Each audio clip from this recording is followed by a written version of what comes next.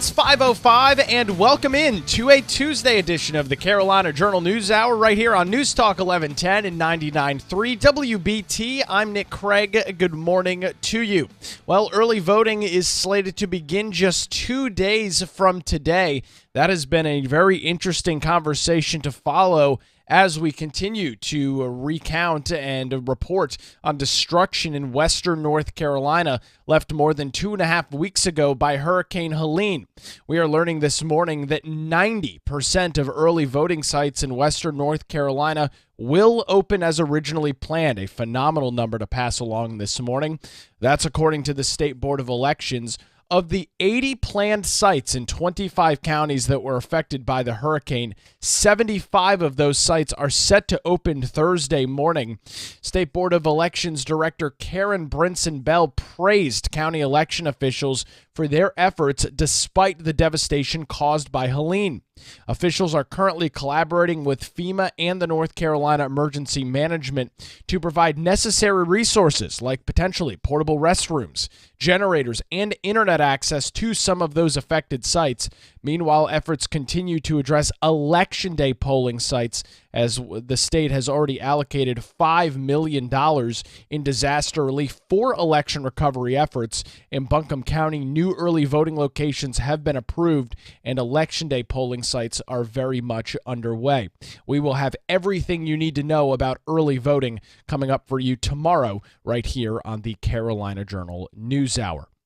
Sheriff's deputies near Lake Lure and Chimney Rock have arrested a 44-year-old man for allegedly threatening FEMA officials working in the aftermath of Hurricane Helene. In a Monday news release, officials in Rutherford County said initial reports described, quote, truckloads of militia in the area. That was reported by several national media outlets. That was fake news, misinformation from those national outlets. It wasn't the case at all. Local officials now believe that one individual by the name of William Jacobs Parsons acted alone. Speaking in Caldwell County on Monday, FEMA Administrator Diane Criswell confirmed that there was in fact a credible threat to workers in western North Carolina and that teams were temporarily pulled out of an area because of the threat. However, Criswell said that it only affected one part of the mission and that would resume soon. On Saturday, deputies said an emergency call came into the Rutherford County area saying a man with an assault rifle was talking about harming FEMA agents. Deputies and police tracked the threat to nearby Polk County, where they got a description of the suspect's car and later his license tag number. The 44-year-old in William Parsons was carrying a rifle and handgun. He was charged with going armed to the terror of the public, which is a misdemeanor, and was released after posting a $10,000 bond. Still, the question on how multiple national media outlets reported how there was a militia of individuals in western North Carolina threatening FEMA, how that news made its way to the national scene when it was completely inaccurate, completely false, is still something that we are tracking this morning. It's now 5:09 on the Carolina Journal News Hour. A couple of weeks ago, we learned about an important facility in the Spruce Pines area revolving around quartz, which is used for all of the electronics that we deal with today, from coffee makers to cars. Jeff Moore from the Carolina Journal joins us this morning on the News Hour. Jeff, appreciate the time, and we've got a big update for folks across the state of North Carolina. Yeah, so during the aftermath of Hurricane Helene, one of the more alarming things, or maybe not on a human level, but on a business level, was the disruption to this Spruce Pine mine and refine operation owned by a global mining company that uses this quartz to make into crucibles that are critical in the construction and manufacturing of semiconductors and microchips. And it turns out that this Spruce Pine mine is the largest amount of the purest quartz maybe in the world. It's the one they all like to use, and it's very likely that the devices we're all using right now were made using quartz from this Spruce Pine mine. So that access and the mining operation was shut down during the aftermath of Hurricane Helene. The road coming in was washed out, and the global tech industry was kind of on edge about whether or not they would be able to get back up and running and what that would mean if they were down for a prolonged period of time. So the update today is actually a good one in that they have restarted production and delivery to customers of these critical components to the tech industry. And that came after they actually they located and made sure all of their employees were okay. So they've reported that all of their employees are okay. Everyone is in good health. They made sure that first. They set up a foundation as well for the Spruce Pine area. They donated $1 million to that to seed the operation, as we've seen a lot of private organizations start doing and donating a lot of funds to help out with the recovery. And then they announced just a few days later that they had actually restarted production and delivery for their customers. And when we talk about that production and delivery, Jeff, you can't overstate how important of a facility this was. And what's, I think, more interesting to note, and we talked about this a couple of weeks ago, this was not really a story or even a facility that was on anybody's radar. This is a pretty hush-hush operation that goes out in Western North Carolina. Yeah. Spruce Pine is a quiet little community, and they have a mine going on. It's one of the larger employers in the area, but it's not on anybody's radar when they're talking about weather or politics, or even most business shows weren't necessarily keyed in on how important this facility was. There was a Wired magazine piece on this particular mine and facility and company several years ago that pointed out how critically important this would be if it were to ever go down. That it may really disrupt the industry. So as soon as the storm happened and the damage was becoming apparent, people started checking in on this, the people that were actually in the know, worried about if that was disrupted. And in fact, the road was affected there. Their operations were shut down, and they had a lot of employees affected. The Spruce Pine area, one of those areas that was hit especially hard in this. Their water treatment facilities in Mitchell County are completely gone. Senator Ralph Heiss actually mentioned last week during some emotional speeches on the House floor that it may be 4 years before they can get a water treatment facility up in the towns around there. But Spruce Pine, the mines are operational again. The business is donating money. They're all really driven and purposeful in trying to get the community back to a place where they can feel comfortable. And when we talk about the product that they were producing and selling, and I think maybe some folks' first reaction is, well, Jeff, this is a supply chain issue that's going to affect areas in Taiwan and things of that nature. But it looks like some of their major customers include both General Electric and Corning, which have major presences in southeastern North Carolina. So issues in the West also potentially affecting major employers and big-time companies down east. Yeah, and one of the reasons why this company and the mines may not be on the radar when you're thinking of tech at the top level is that they're really a supplier for a lot of the tech industry players that make some of the critical components that we don't know the name of, that go into all the things that we do know the name of, like an Apple iPhone. So it wasn't something that people picked up on right away, but they create these really extremely high purity quartz crucibles, and that's something that's necessary for General Electric to use in the construction and manufacturing of the semiconductors. The silicon wafers are refined to like the most minute degree, and they need something super high quality, very pure. And this mine deposit, the deposit, of course, in Spruce Pine, is the purest already. There are methods that they can work around. They can chemically treat these things and make them higher purity, but this comes out of the ground at such a pure level, they don't have to do as much to it, and so it's the preferred source for all of the tech industry. And especially here in North Carolina, if you have close proximity, then that's a supply line you would like to keep open for sure. So everyone was interested in this and holding their breath for a little bit, as well as all the human costs that we've seen over these past few weeks. That was something that everybody was kind of holding their breath and waiting to see when they would start back production. Speaking on that, we've seen obviously this lagging effect of things coming back online, things at 30, 40, 50% as they work towards that. Is this company now fully under operation, or are they kind of scaled back a little bit, as I'm sure they're still dealing with issues, not only with some of their employees that may not be able to get to work, but maybe even the facility itself? Yeah, and being able to move product out. So even if they Sure. have their facilities operational, if they are creating so much product and they're not able to move it out, they may not have anywhere to send it at first. So they're not at 100% yet, but they're working their way toward that number. I think they're operating at a high level at around 80% right now. They've restarted everything. They've got orders that they are already filling. They're shipping customer orders. So they're working their way back towards 100%, not quite there yet. You can read more on Jeff Moore's story by visiting our website, carolinajournal.com. It's 5:15, News Talk 1110, 99.3 WBT. Time for a look at your Tuesday morning commute with Boomer Von Cannon. Hey, thank you, Nick. Good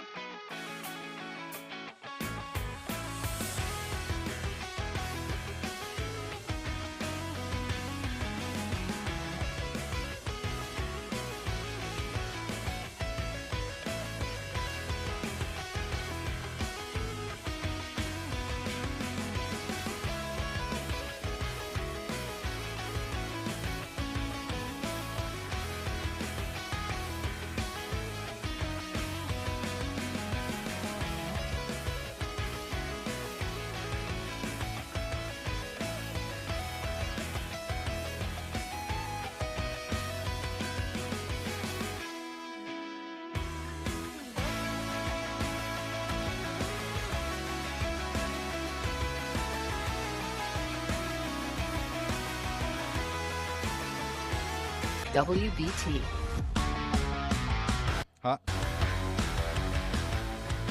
It's 5:20 rather. Welcome back to the Carolina Journal News Hour. News Talk 1110 99.3 WBT. We are also streaming live this morning on our Carolina Journal YouTube channel.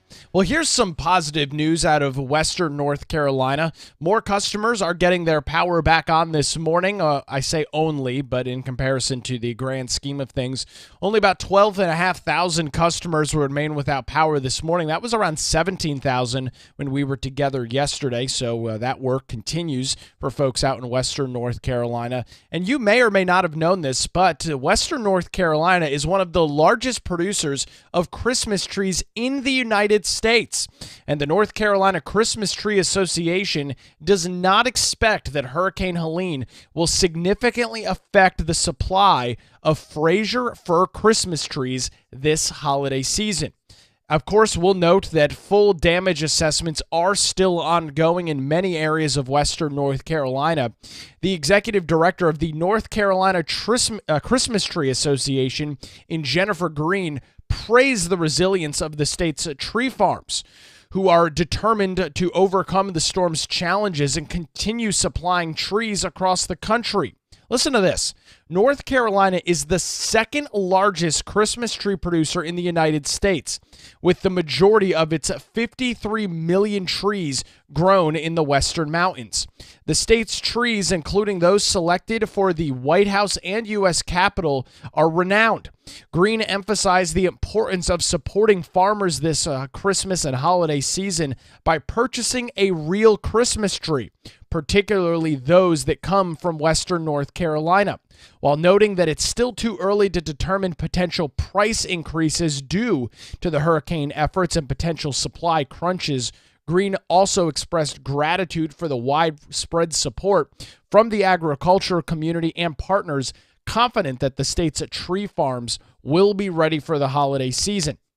For the latest update, the public is encouraged to visit the North Carolina Christmas Tree Association website. We'll keep an eye on this as we get additional details. It's amazing to think that over 53 million Christmas trees are grown out in Western North Carolina. We'll track that over on our website, carolinajournal.com.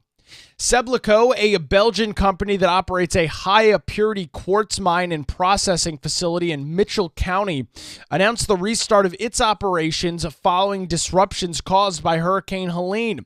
The storm had devastated, as you're well aware, Western North Carolina, cutting off power and communications and flooding the region, including the critical Spruce Pine mine, which provides some of the world's purest quartz essential for the microchip industry. Sebleco confirmed the safety of all of their employees, which is a miracle, and resumed shipments, and they plan to gradually ramp up production. The CEO praised the resiliency of the workforce in Western North Carolina and emphasized the importance of restarting operations for the local economy. The company is also establishing a group called the Sebleco Spruce Pine Foundation, and they have already seeded a $1 million donation to this new group to support long-term recovery in and around the Spruce Pine and Mitchell County area. The facility's halt garnered global attention due to its pivotal role in supplying high-purity quartz used in silicon wafer manufacturing for the technology industry. In response to the disaster, Sebleco has been actively aiding recovery efforts, including clearing debris, repairing roads, and supporting local infrastructure. Despite the restart, full recovery in the region, including rebuilding critical infrastructures like water treatment facilities, could potentially take years, including rebuilding, water treatment, getting power lines back up. It will likely take some time. However, this very globally important quartz mine over in Spruce Pines is back up and operational. That is very good news to pass along this morning here on the Carolina Journal News Hour. Well, with early voting set to begin in 2 days, Election Day, just 3 weeks from today, over 90% of early voting sites in Western North Carolina are scheduled to open as originally planned starting Thursday morning. That's according to the State Board of Elections. Elections, the 25 Western North Carolina counties in Helene's federal disaster area have 80 combined voting sites that were set to be open. Now, out of those 80 sites, this was before the storm actually hit, 75 of them are scheduled to open as originally planned. According to Karen Brinson Bell, who is the state board executive director, she said, "This is absolutely outstanding that our county boards of elections have pulled this off in Western North Carolina. We will be ready even in Western North Carolina thanks to the extremely hard work of county election officials across the state and dedicated state board officials as well.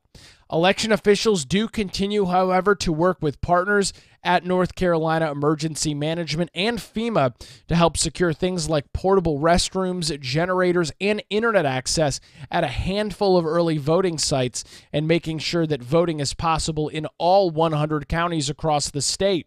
Now, that's for early voting, which I mentioned begins on Thursday.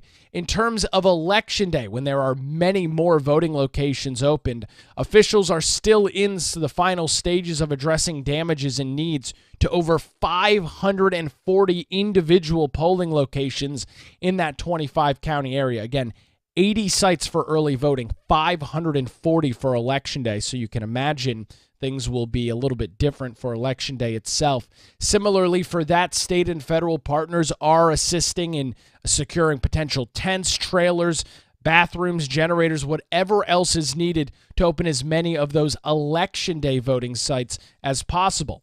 All county board of elections, all 25 of them, were fully reopened last Monday when the impacted boards began resending absentee ballots, fulfilling new requests and for those absentee ballots, and requests for resends for any voters that contact them that, and for very good reason, may have had their absentee ballot destroyed or misplaced.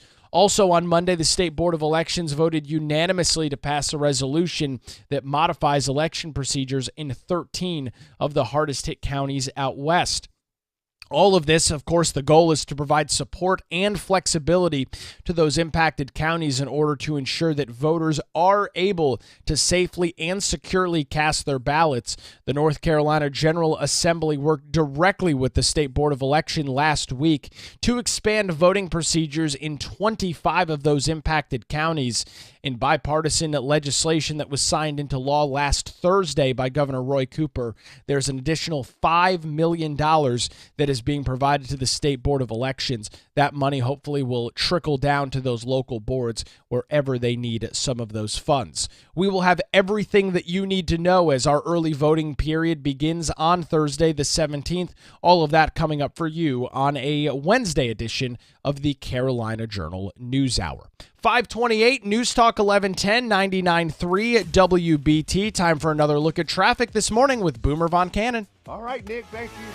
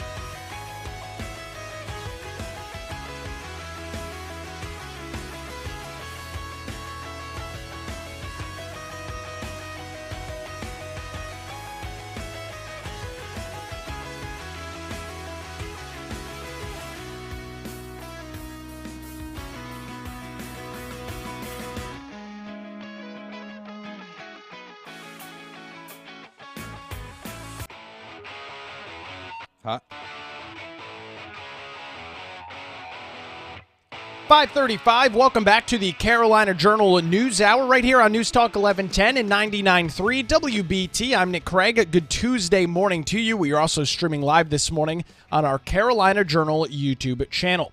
Taking a look at some statewide news this morning, sheriff's deputies near Lake Lure and Chimney Rock have arrested a 44-year-old man for allegedly threatening FEMA officials working in the aftermath of Hurricane Helene. In a Monday news release, officials in Rutherford County said initial reports described, and I quote, truckloads of militia in the area. That was picked up and reported by several national media outlets, and that was misinformation and fake news. It was not the case at all. Local officials believe that one person by the name of William Jacobs Parsons was acting alone. Speaking in Caldwell County on Monday, FEMA Administrator Diane Criswell confirmed that there had been a, quote, credible threat to workers in western North Carolina since Helene. That team that was in that area was temporarily pulled out because of that threat. However, Criswell said it only affected one part of the mission and that they would soon resume their previous operations. On Saturday, deputies said an emergency call came into the Rutherford County area saying a man with an assault rifle was talking about harming FEMA agents. Deputies and police tracked that threat to nearby Polk County. That's where they got a description of the suspect's vehicle and later were able to confirm his license plate numbers. Parson was carrying a rifle and a handgun at the time and was charged with going armed to the terror of the public, a misdemeanor. He was released after posting a $10,000 bond. We'll continue to follow this story right here on the Carolina Journal News Hour. Good news out of western North Carolina when voters head to early voting locations on Thursday. Over 90% of the early voting sites in the western half of the state will be open and will be operating as originally planned. That's according to the State Board of Elections. There was 80 planned early voting sites across a 25-county area as part of our lengthy early voting period here in the state. Now, as out of those 80 sites, 75 or 90% of them will be operational and are set to open on Thursday. However, questions do remain for some 540 Election Day voting polling locations across that same 25 county area. Election officials in that area still continue the process of assessing damage, and FEMA and other official groups are on standby to help provide potential temporary Election Day positions. We'll continue to track the latest from the State Board of Elections and pass it along to you right here on the Carolina Journal News Hour. It's now 5:38. The economic impact in western North Carolina after destruction and devastation left by Hurricane Helene has been a massive story across North Carolina. However, there's one industry where things are actually looking pretty good. Teresa Opeka with the Carolina Journal joins us this morning on the News Hour.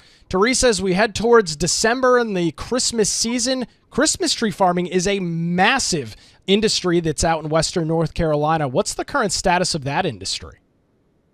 Yeah, thanks for having me, Nick. So, right now, things are looking pretty decent. They did talk to somebody with the North Carolina Christmas Tree Association and last week, and she said that they don't expect anything significant impacts. They have to still fully assess things, but they don't think things will be that impacted from Hurricane Helene after effects.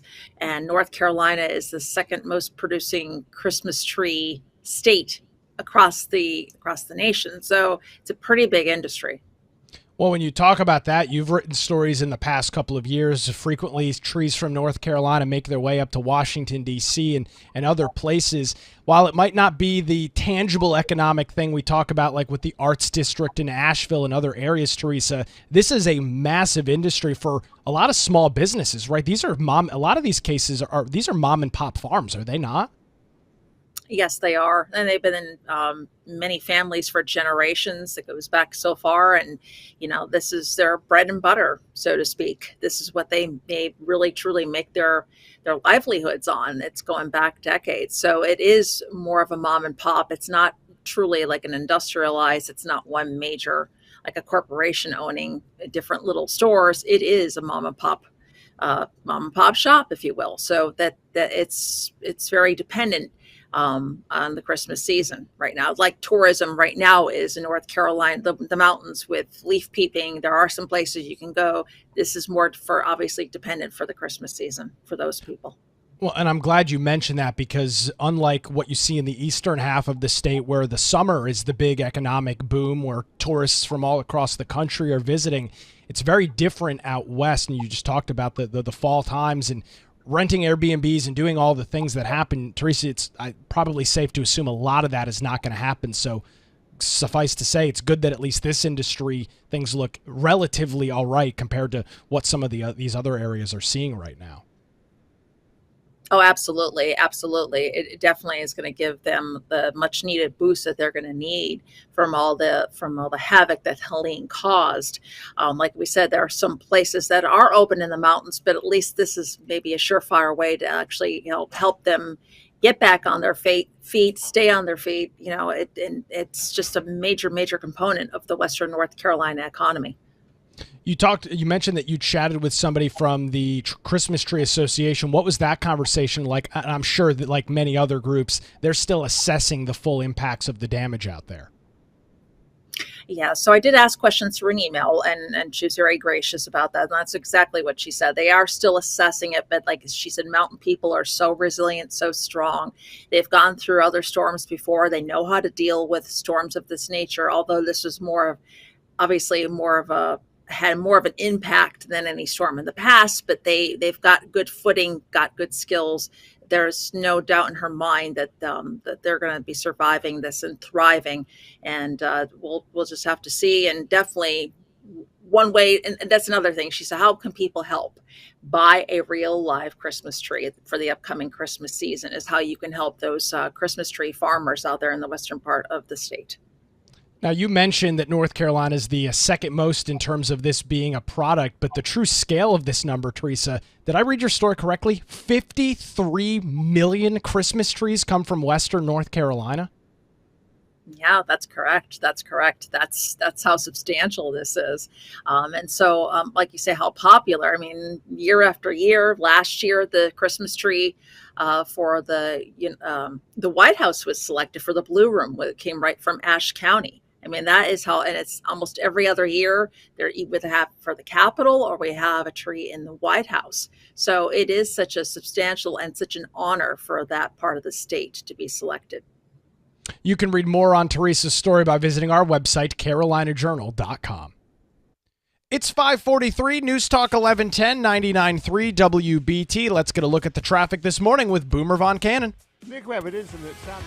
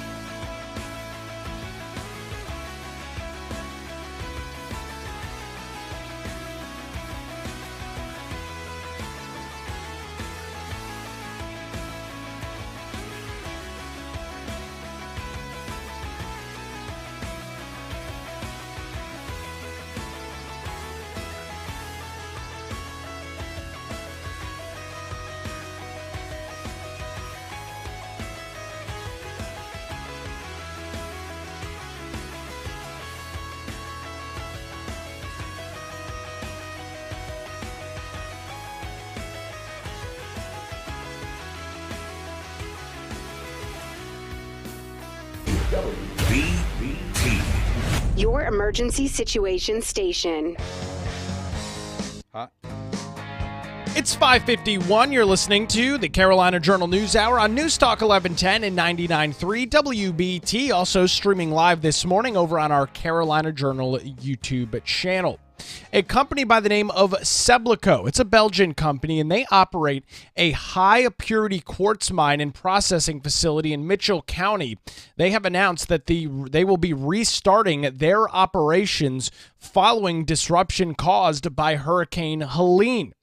This critical mine that exists in the Spruce Pine area provides some of the world's purest quartz essentials for the microchip industry. Seblico earlier this week confirmed the safety of all of their employees and resumed shipments, and they claim that they will gradually be ramping up production. The CEO of Seblico praised the resiliency of the workforce in Western North Carolina and emphasized the importance of restarting operations for the local economy. The company also established what is known as the Seblico Spruce Pine Foundation and seeded that foundation with a $1 million donation to support long-term recovery efforts in the region. The facility halt garnered global attention due to its pivotal role in supplying high-purity quartz used in those silicon wafer manufacturing for the technology industry, everything from your car to your coffee maker.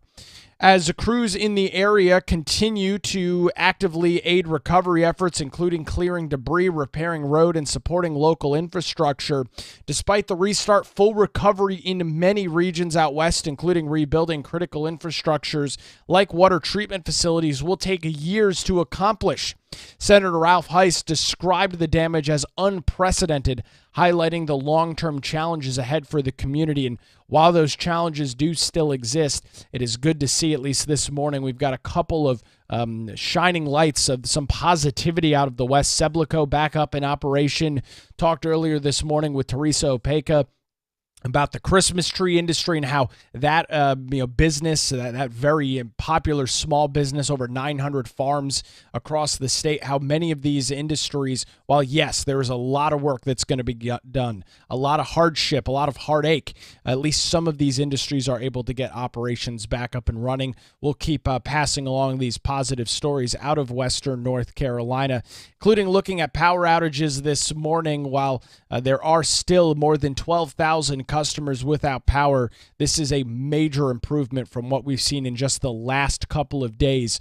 The two hardest hit counties continue to be Mitchell and Yancey County, where in some cases more than a third of the power and electric customers in those counties remain in the dark, and estimates indicate it could be months before power is restored to some of those areas due to their tough terrain and the miles of electrical line that will have to be restrung and put in some of those areas. We continue to follow that right here on the Carolina Journal News Hour.